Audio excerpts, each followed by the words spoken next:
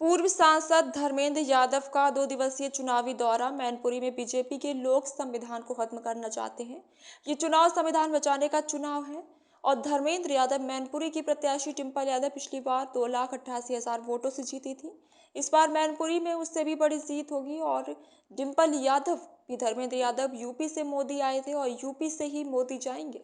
धर्मेंद्र यादव कंगना रनौत की अश्लील photo viral पर बोले कि समाजवादी पार्टी ने महिलाओं को हमेशा सम्मानित किया है और रामगोपाल यादव पूरे प्रदेश की राजनीति पर नजर रखते हैं। अगर वह बोल रहे हैं तो ठीक है कि 40 सीट जीत रही है। सपा के राष्ट्रीय अध्यक्ष के चुनाव लड़ने को लेकर पूर्व सांसद धर्मेंद्र यादव ने कहा कि अगर मोदी जी के रथ को कोई रोक सकता है तो उसका नाम अखिलेश यादव है। मैनपुरी में बीजेपी ने अपने सभी फॉर्मूले इस्तेमाल कर लिए हैं, अब कोई फॉर्मूला बचा नहीं है। मैनपुरी के लोगों को बीजेपी आज तक प्रभावित नहीं कर पाई और न ही आगे कर पाएंगी। डिंपल यादव मैनपुरी से 3 लाख से अधिक वोटों से जीतेंगी। 2024 का चुनाव बीजेपी ईडी, सीबीआई व अन्य एजेंसियों को टूल के तौर पर इस्तेमाल कर रही है। घोटने का पूरा बीजेपी के लोगों का षड्यंत्र है। हमारे राष्ट्रीय अध्यक्ष जी ने कई मौक़ों पे कहा, ईडी, सीबीआई, इनकम टैक्स या जो गवर्नमेंट की एजेंसीज़ हैं, इन एजेंसीज़ को टूल के तौर पे इस्तेमाल करके बीजेपी के लोग चुनाव जीतना चाहते हैं। लेकिन जनता हर चीज़ को देख रही है और हर चीज़ का जवाब अपने अपने क्षेत्रों में वोट के माध्यम से जनता देगी। हटाने वाले थे, दिल्ली कोर्ट ने खारिज कर दिया है। पीडीए आपके साथ है स्वाभाविक तौर पे। आप पीडीए डेफिनेशन जो है विवेक पढ़े लिखे जो आपके मतदाता हैं नहीं, उन्हें समझाने ना केवल पढ़े लिखे मतदाता तो पहले दिन से ही समझ रहे हैं और हमारे वो गांव में बैठे लोग और ज़्यादा बेहतर से समझ रहे हैं। उनको पता है कि किस तरह से उनके आरक्षण को छीना जा रहा है, उनको पता है कि उनके बच्चों की नौकरी को कैसे छीना जा रहा है। जिन परीक्षाओं में 50-50 लाख नौजवान उत्तर प्रदेश में बैठे हों, उन नौजवानों की परीक्षा के पर्चे लीक हो रहे हैं और लीक सुनियोजित तरीके से सरकार की देखरेख में हो रहे हैं और इसलिए हो रहे हैं कि नौजवानों के रोज़गार का या परीक्षा का अंतिम परिणाम ना आ पाए। लोग नौजवानों को रोज़गार नहीं देना चाहते हैं। लोग नौजवानों को आरक्षण का जो भागीदारी मिलनी चाहिए, जो संवैधानिक हक है, वो नहीं देना चाह रहे हैं। बीजेपी के लोग बाबा साहब भीमराव अम्बेडकर जी के बनाए हुए संविधान को पूरी तरह ख़त्म करना चाहते हैं और ये बात केवल हम समाजवादी लोग नहीं कह रहे, बड़े बड़े लोग कह रहे हैं। आज ही मैं बयान देख रहा था कश्मीर के पूर्व राज्यपाल जी का, मलिक साहब का। उन्होंने कहा कि लोकतंत्र बचाने का आखिरी चुनाव, इसको सब मिलकर जीत लो और नहीं जीतोगे तो देश में आगे हो सकता है ऐसी परिस्थिति भी आए कि लोगों को वोट डालने का भी हक न बचे, देश में हो सकता है लोकतंत्र भी न बचे।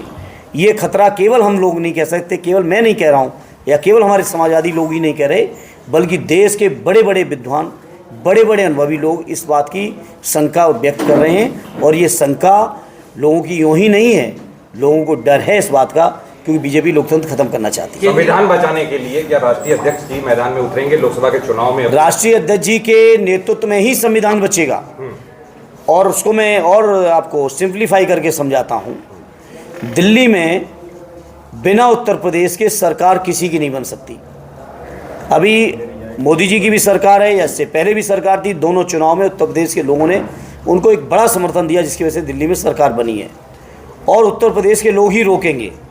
और उत्तर प्रदेश में अगर कोई व्यक्ति, कोई चेहरा, कोई लीडर है जो मोदी जी के रथ को रोकेगा तो उस व्यक्ति का नाम है आदरणीय अखिलेश यादव जी। उसके लिए उनको लोकसभा जाना होगा। लोकसभा में स्वाभाविक है, लोकसभा तो उनके लिए बहुत छोटी बात है।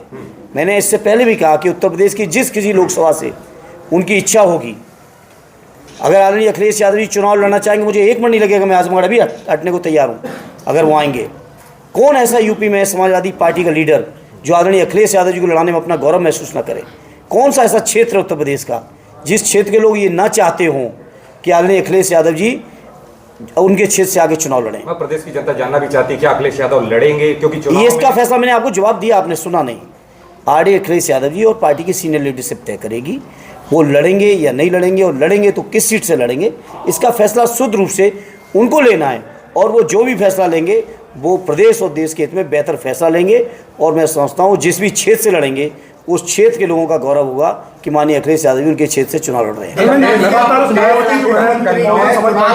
मना कर दिया, बोला मेरे पास पैसे जी नहीं। मैं सुन नहीं पाया आपको। देश की वित्त मंत्री निर्मला सीतारमण ने चुनाव लड़ने से मना कर दिया, बोला मेरे पास पैसे नहीं है। जबकि दूसरी तरफ उनके पति प्रभाकर सीतारमण बोलते हैं इलेक्ट्रोल बॉन्ड दुनिया का सबसे बड़ा घोटाला। इस पे आप क्या कहेंगे? वो कहते हैं आदरणीय प्रभाकर जी तो अपने परिवार में पहले समझाएं, और अगर वित्त मंत्री जी पे पैसा नहीं है तो ये भारतीय जनता पार्टी पूरे देश का इलेक्ट्रोल बॉन्ड का 90% के आसपास लेने के बाद भी अगर उनके उम्मीदवार पे पैसा नहीं है तो इसके मैं क्या कर सकता हूँ या आप क्या कर सकते हो या विपक्षी लोग क्या कर सकते हैं? ये उनकी पार्टी की आंतरिक समस्या हो सकती है, इसलिए इन चीज़ों में मुझे नहीं जाना है।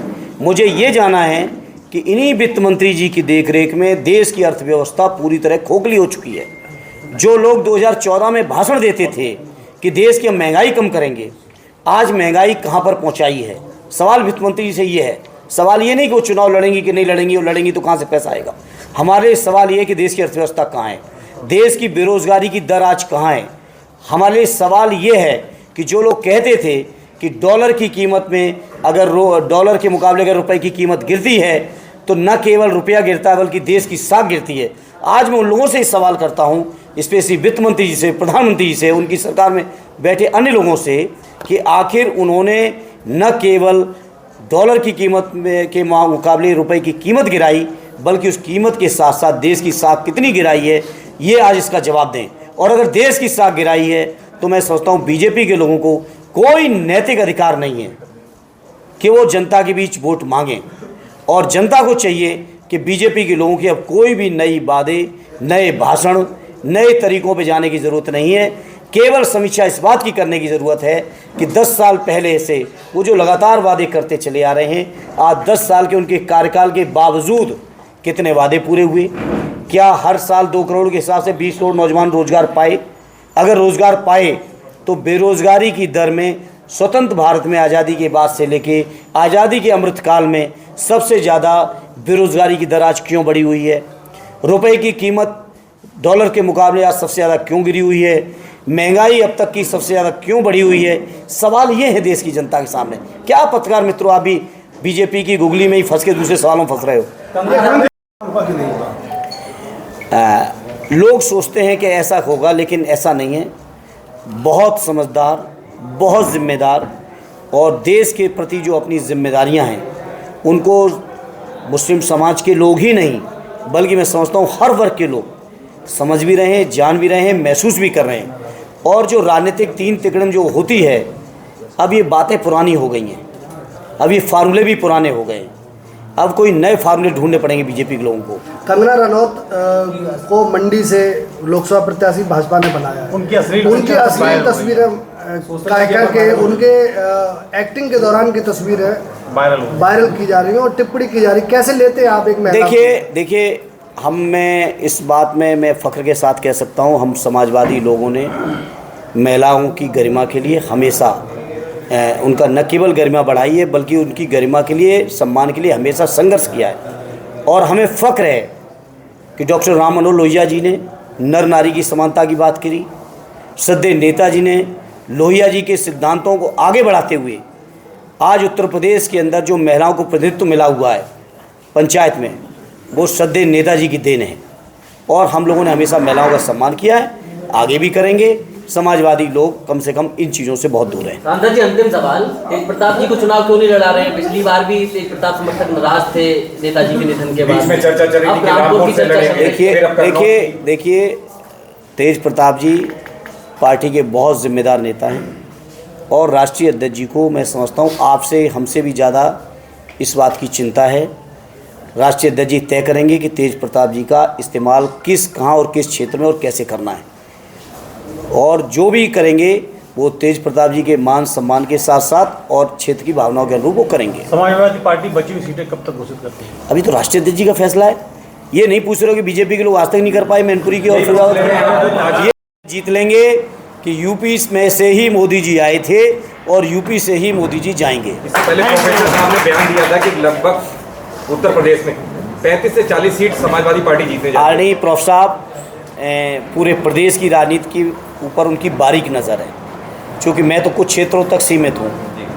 इसलिए मैं संख्या की दृष्टि से आपको नहीं बता सकता, लेकिन उन्होंने अगर कहा है तो निश्चित तौर पे बहुत सोच विचार के मंथन करके ही और इतनी जीत लेंगे जो आदरणीय प्रवक्ता साहब ने कहा है, तो निश्चित तौर पे जो बात मैं कह रहा हूँ कि यूपी से ही मोदी जी हट जाएंगे। नहीं तो बाकी क्या गठबंधन पूरी बाकी किस बची सीटों में 40 ही मान लिया जाए तो 40 सीटों में हार स्वीकार कर चुकी है तो कौन गठबंधन? आप नहीं, कतई नहीं, मैंने कहा कि यूपी से ही जाएंगे, ये बात मैंने कहा यूपी से ही जाएंगे, बात खत्म हो गई। आपसे हम 4 जून को बात करेंगे। अभी तक अपना प्रत्याशी नहीं, काफी दिन पहले लगभग 15 दिन से पहले मैनपुरी में समाजवादी पार्टी के प्रत्याशी घोषित है। क्या लगता है, क्या डर की वजह से ये प्रत्याशी नहीं घोषित कर पा रहे? पार्टी का चेहरा बड़ा है या कुछ बड़ी रणनीति है जिसे अखिलेश यादव को यहाँ पे घेरा जा सके? नहीं, वो देखिए जितने भी मैंने कहा फार्मूले हो सकते थे सब फार्मूले मैनपुरी के लोगों ने देख लिए, सब इस्तेमाल हो चुके हैं। 3 दल भी एक साथ लड़ चुके हैं मेरे खिलाफ जब मैं चुनाव लड़ रहा था। सारे फार्मूले मैनपुरी में अपनाए जा चुके हैं, लेकिन मैनपुरी की जनता के आशीर्वाद से, मैनपुरी के लोगों के दिलों में सदैव नेताजी और आदरणीय अखिलेश यादव जी के लिए जो सम्मान है, जो स्थान है, उसकी दम पर मैनपुरी के लोगों को आज तक बीजेपी के लोग प्रभावित नहीं कर पाए, आगे भी नहीं कर पाएंगे। क्यों टिकट है नहीं है, क्या करना चाहते हैं नहीं करना चाहते, इसका जवाब बीजेपी के लोग देंगे। लेकिन हमें यकीन है आदरणीय डिम्पल यादव जी जो पिछला चुनाव 288 से जीती थी, उससे भी बड़ी और ऐतिहासिक लीड के साथ यहाँ से MP बनेंगी।